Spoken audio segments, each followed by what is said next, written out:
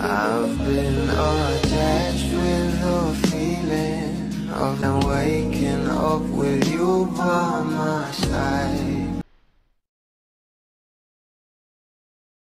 Sabi nga talaga at nag-trending at pinag-usapan nga sa social media ang naging karakter dito ng ating Bel Mariano sa Can't Buy Me Love.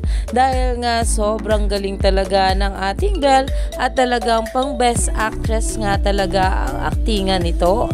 Pero ito na nga guys, sa pag-uusapan natin ngayon, alam naman natin na sa mga sumusunod na eksena at episode ng Can't Buy Me Love ay talaga namang nagkaka-inlove na nga itong ating couple at talagang napaamin na nga sila sa isa't isa. Kaya naman top 1 pa rin nga sa I Want TFC ang Can't Buy Me Love. Isa nga rin ito sa highest rating na talaga namang inaabangan gabi-gabi at pinapanood nga dahil hindi nga nakakasawa ito ang bawat aktingan ng ating Donnie at Bel Mariano at palagi nga tayong pinapakilig ng ating couple.